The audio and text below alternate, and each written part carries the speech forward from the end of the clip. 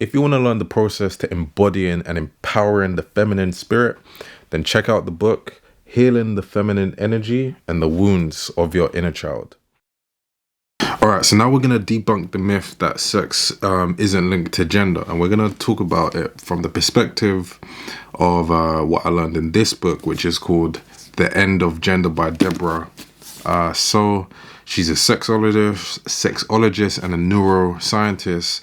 And more importantly, she's a former feminist. And they, as we know, a feminist has no incentive to say things from a traditional perspective, especially with, the modern indoctrination going on now. But anyway, people say this line is so annoying, really, because it's like almost like people reading from a script when they say this. But they say this line: sex is what you're born with. Gender is what you feel that you are. So basically, it's your gender identity. It's what you identify as, right? However, it totally leaves out the influence that sex has on your gender identity, acting as if it's totally unlinked. So basically, if you are the XX chromosome, we know that you produce eggs, and if and you produce certain hormones that are in line with creating the internal environment of femininity. And if you are the XY chromosome, then your body is releasing male hormones, which are known as androgens, right? And these hormonal differences are what create the biological, neurological differences, which then create the psychological differences and personality differences. So all the behavioral traits and behavioral differences between men and women, it starts from that. That's the surface, but it starts below from all those hormonal differences. But I'll give you one example, right? Let's say one gender difference is the fact that men are bigger than women. And when you look at the brains of men, it's 10% bigger than it is in females. So could this not point to an expectation that there would be behavioral differences between men and women? And also, does it not point to the gender roles that possibly we should have? So for example, if someone's bigger, then it does make sense that that would be the gender which is responsible for having to protect. But let's say, let's go even deeper and more complex. There are certain parts of the brain in men and women that are bigger than it is in the opposite gender. So not necessarily bigger in terms of size, but bigger in terms of how much space it takes up compared to, the opposite, how it would in the opposite gender.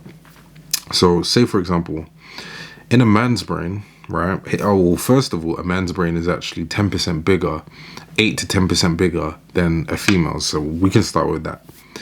But also, men have a bigger hippocampus, and depending on what the hippocampus is responsible for in terms of the, whatever brain processing it does that then not have an influence on the different behavioral differences that a man would have?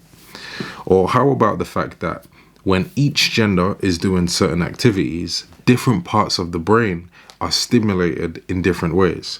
So when they did a fMRI scan, studies have shown that women's brains tend to light up more on verbal activities, and for men, it lights up when it's doing mental management and tasks that are related to things.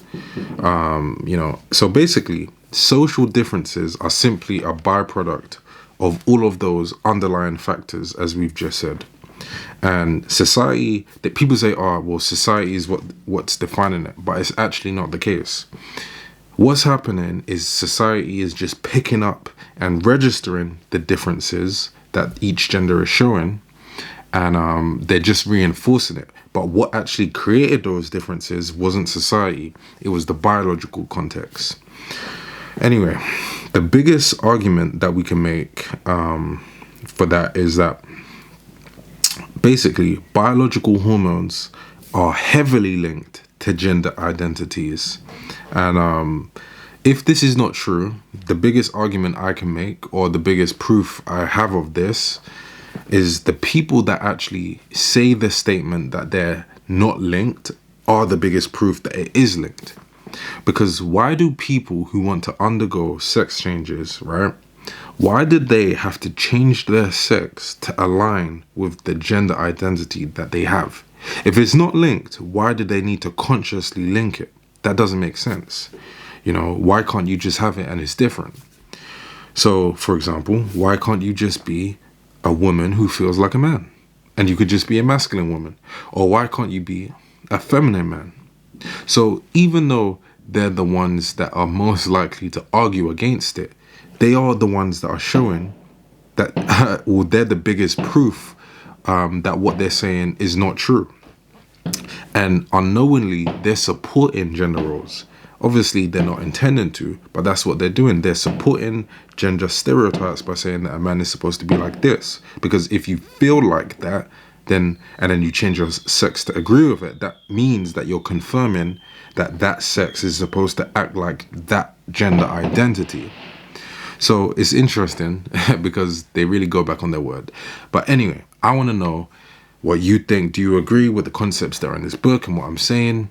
If you disagree, that's also fine. Just share your point of view and let's just have some logic to back it up. So comment down below, let Reemus know, and we'll talk about something in the next video. Peace. More than any other time in human history, a restoration, a repair, a respect for the feminine energy is needed. And if you want to check out the process to healing the feminine energy, then you can check out the book, which is available digitally or in print form.